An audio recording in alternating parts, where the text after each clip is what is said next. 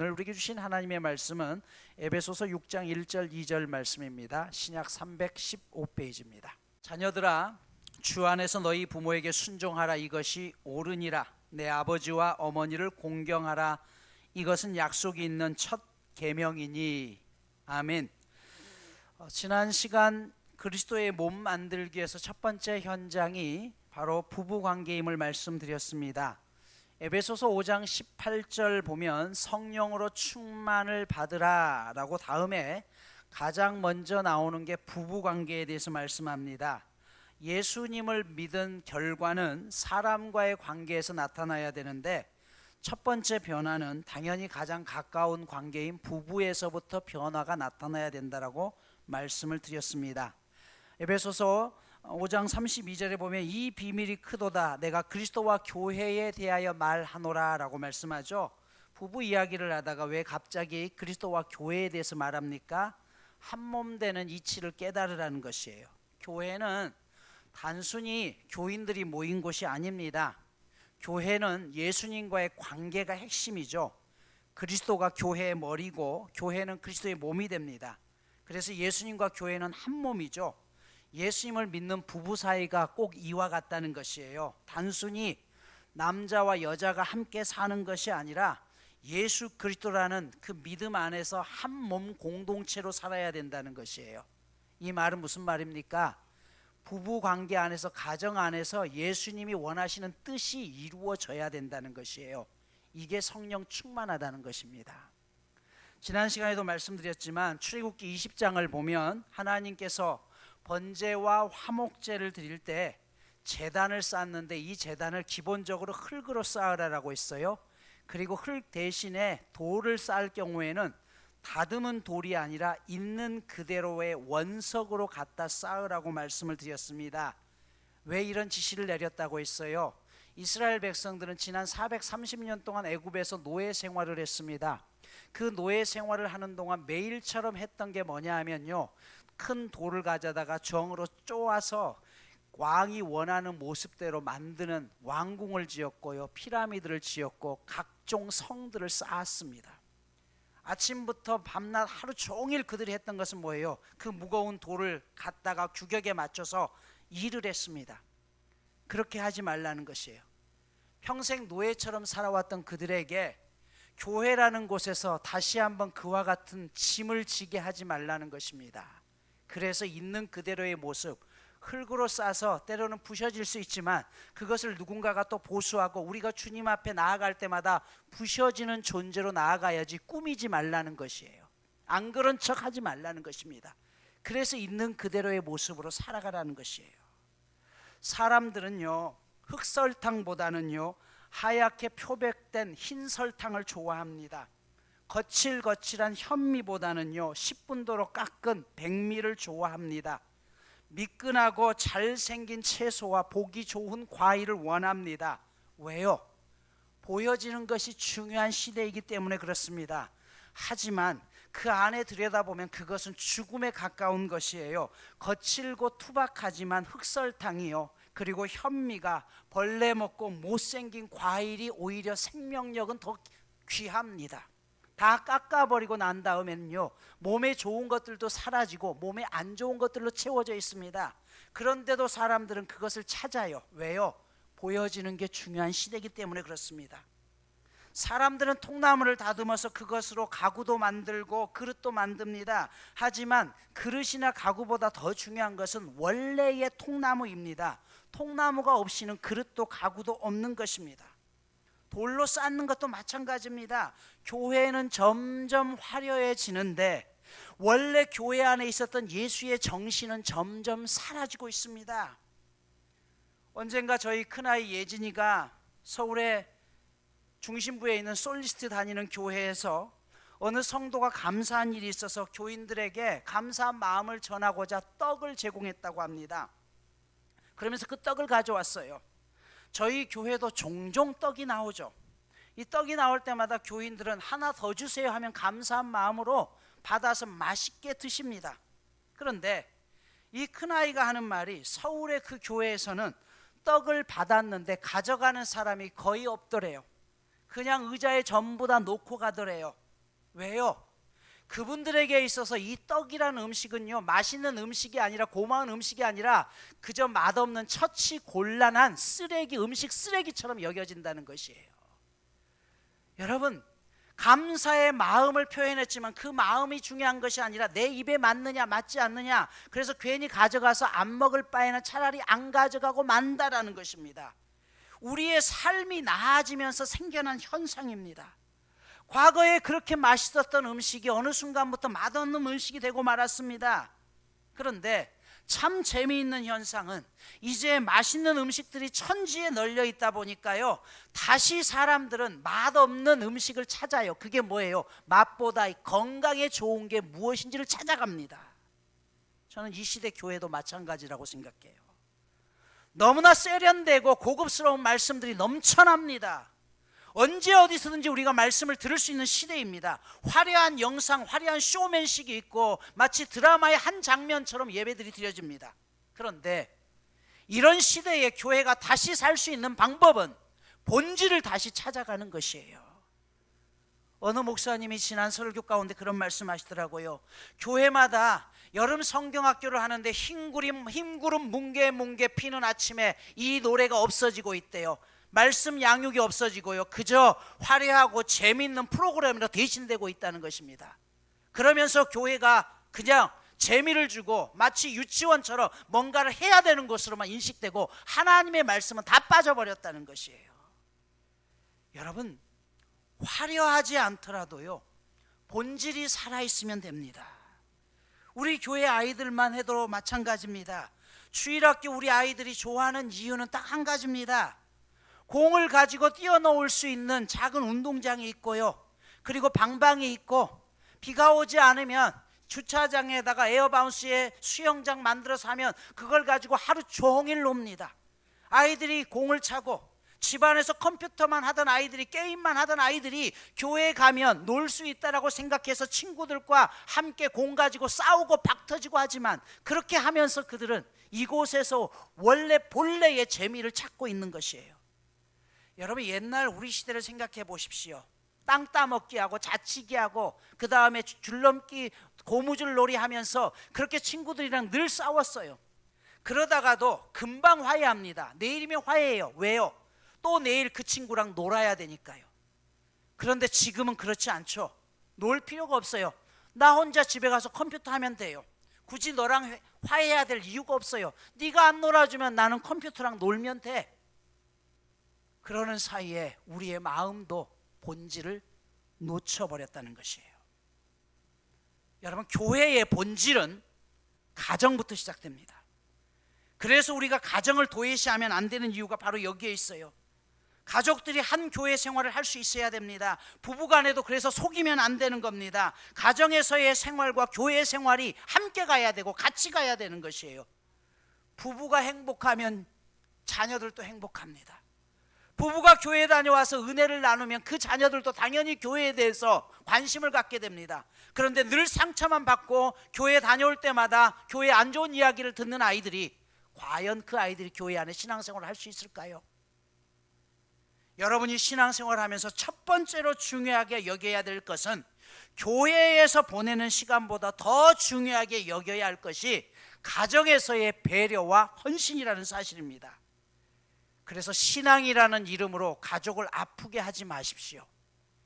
여러분, 이단들이 하는 게 뭐예요? 가족을 버리라고 하잖아요. 가족 몰래라도 재산을 갖다 바치고 하라고 하잖아요. 아니에요. 결코 교회는 그런 곳이 아닙니다. 예수님께서는 비록 자신의 사명이 십자가를 지고 세상을 향해서 죽는 것이었지만 그 십자가의 고통 가운데 죽으면서까지 가정을 생각했습니다. 그래서 남아있는 요한에게 뭐라고 했어요? 보라, 내 어머니라 라고 이야기하면서 자신의 모친을 그 고통 속에서도 끝까지 바치면서 가정을 생각하며 목숨을 바쳤던 분이 예수님입니다.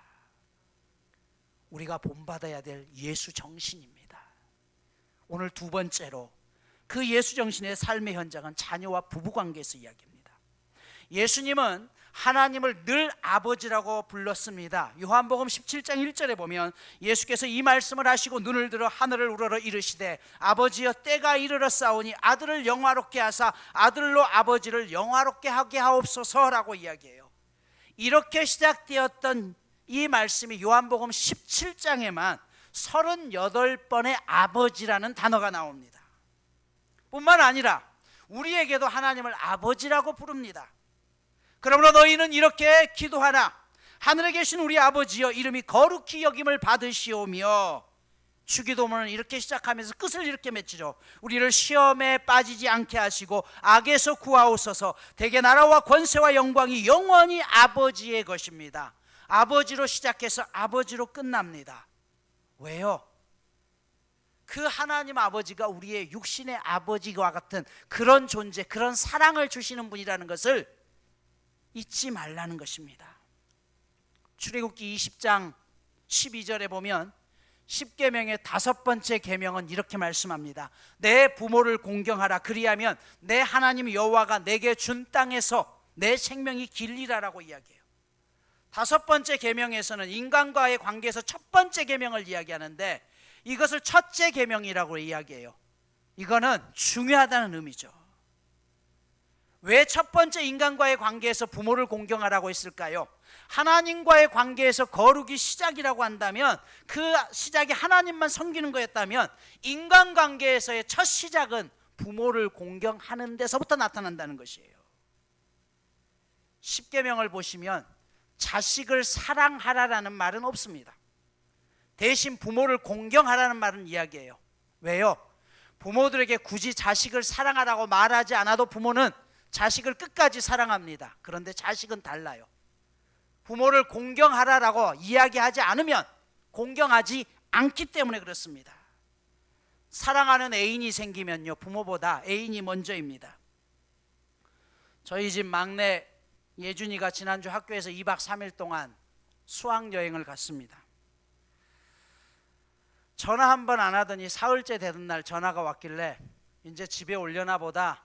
예준아, 그랬더니 아빠 나 데이터 좀 보내줘. 그래서 뚝 끊어요.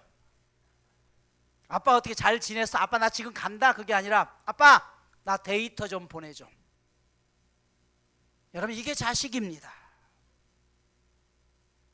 비 오는 날 어린 자녀와 아빠가 한 개의 우산을 쓰고 그렇게 길을 걷다 보면 대부분의 아빠는 자식이 비를 맞지 않도록 자식 쪽으로 우산을 더 기울입니다. 아이가 부모를 올려다보면 묻죠. 아빠 옷 젖었어? 아니, 거짓말입니다. 아빠의 한쪽 어깨는 이미 흠뻑 젖었습니다. 자식이 세상 풍파를 겪을수록 빗줄기는 굵어지고 축축한 옷은 납처럼 무거워집니다. 그러는 사이에 부모는 점점 우산 밖으로 밀려갑니다. 자식을 위해서. 이게 부모입니다. 자식 이기는 부모 없다라고 말이 있듯이 부모는 자식에게 질 수밖에 없는 존재입니다. 하나님도 마찬가지죠. 끊임없이 속고 속으면서 우리를 너무나 사랑했기 때문에 자신의 독생자 외아들을 이 땅 가운데 주시고, 그리고 우리가 잘못된 길로 끊임없이 하나님을 배신해도 하나님은 또 돌아오기를 기다리고 또 돌아오기를 기다리고 속고 속아주시는 분이 하나님이십니다. 제가 어렸을 때 자라왔던 저희 집은 형제들 가운데 가장 큰 집이었습니다.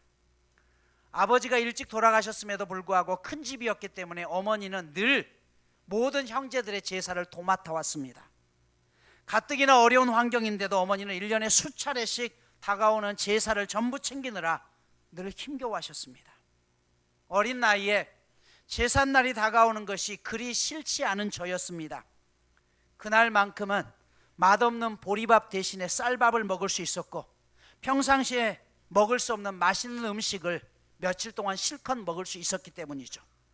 그래서 제사를 지내고 나면 3, 4일 정도는 늘 먹을 것이 풍성했습니다. 그렇게 평생을 우상을 섬기고 교회라고는 근처에도 가보지 않으셨던 어머니께서 자진해서 교회를 다니시게 된 이유는 저 때문이었습니다. 제가 고등학교를 졸업하고 신학대학을 간다고 하자 어머니는 절대 안 된다고 극구 반대했습니다. 이유인즉 얼마 전에도 구슬한다고 집에 무당이 와서 조상신을 섬기는 것을 소홀히 하면 너희 집안이 망할 거라는 말씀을 하셨기 때문입니다. 제가 생각해 보면 더 이상 망할 것도 없는데 말입니다. 어머니의 반대를 무릅쓰고 저는 결국 신학대학에 진학을 했습니다. 대학에 합격을 했는데 문제는 등록금이었어요. 등록 마지막 날 어머니에게 말씀을 드립니다. 엄마, 나 신학대학 합격했는데 등록금이 얼만데? 어머니는 아무 말씀을 안 하시고 한숨을 쉬더니 어디론가 사라지셨습니다.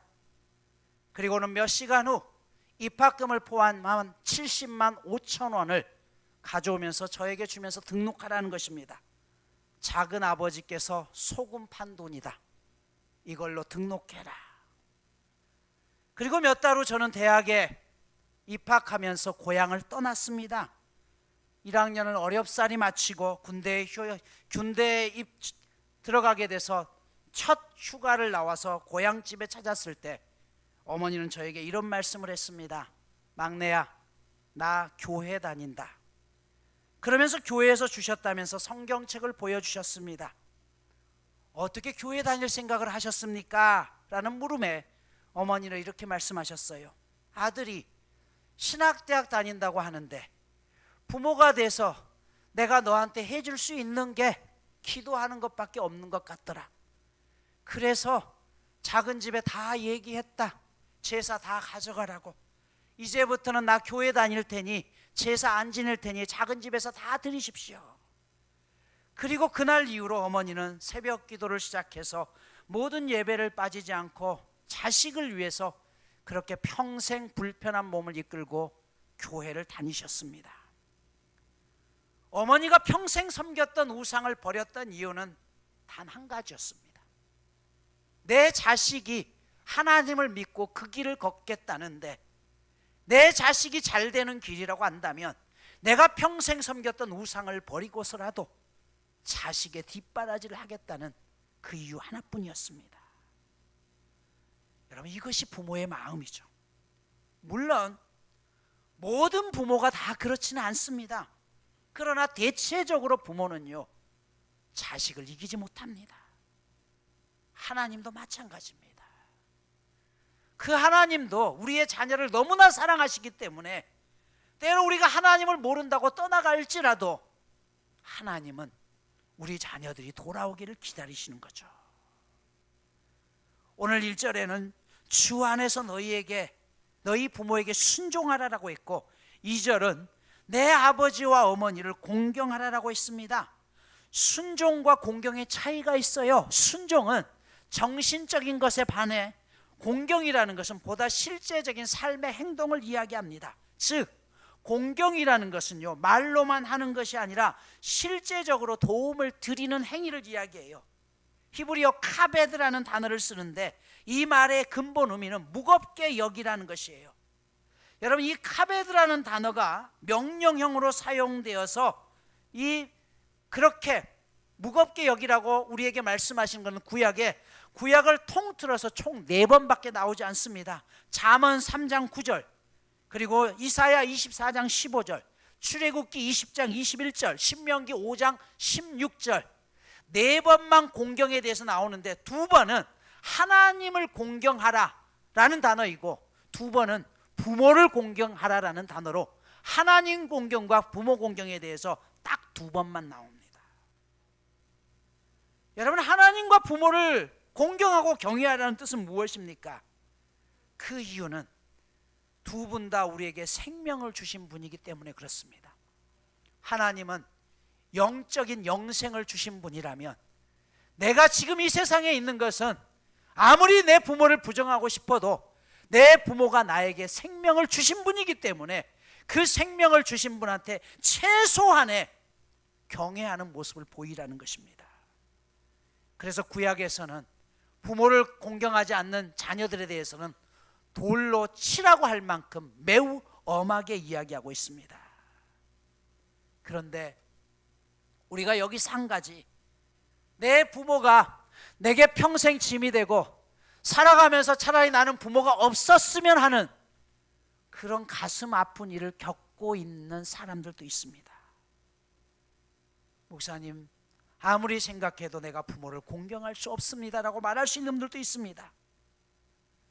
그럼에도 불구하고 오늘 성경은 기본적인 공경을 멈추지 말라고 해요.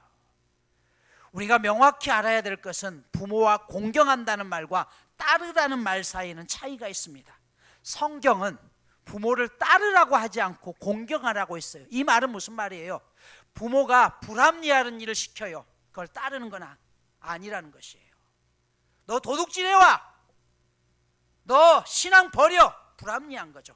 그걸 따를 이유는 없다는 것이에요. 하지만 그럼에도 불구하고 부모를 경외하는 기본 정신은 바꾸면 안 된다는 것입니다. 그래서 오늘 주 안에서 공경하라고 이야기하죠.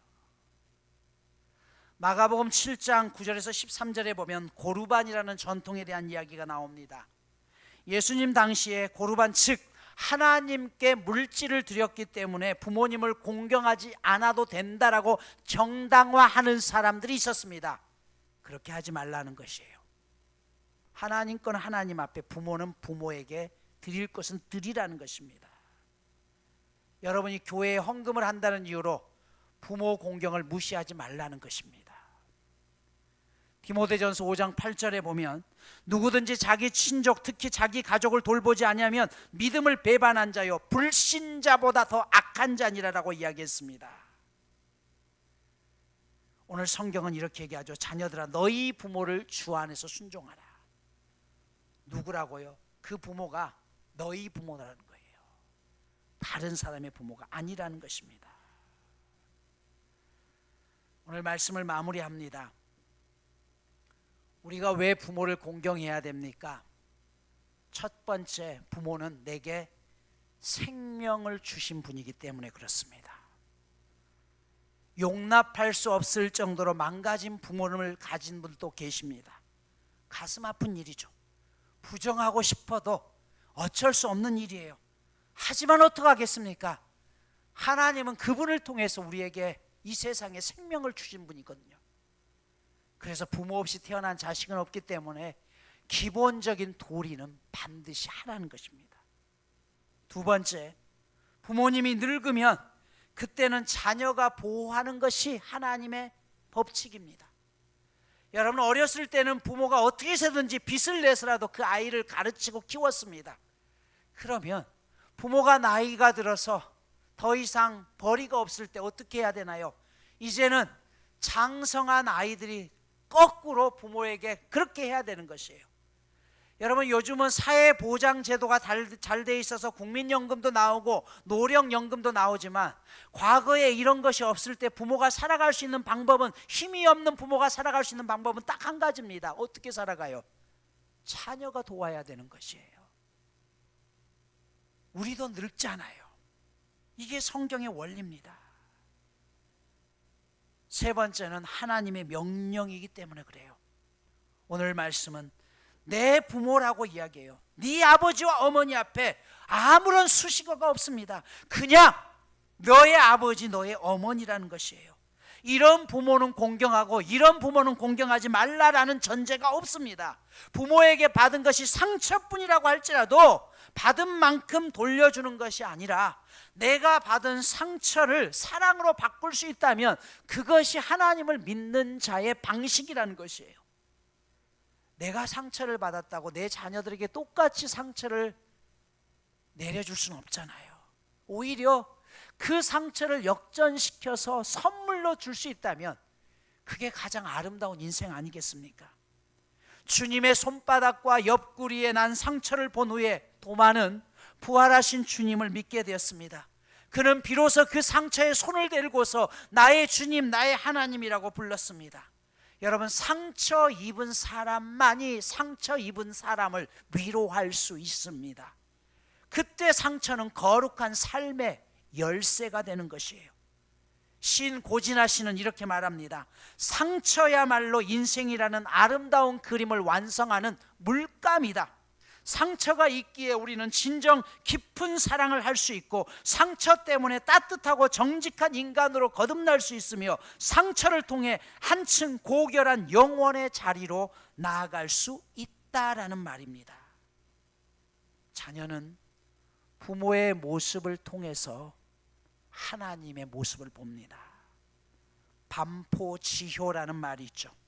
까마귀 새끼가 자란 뒤에는 어머니에게 먹을 것을 새끼가 물어다 준다는 말입니다.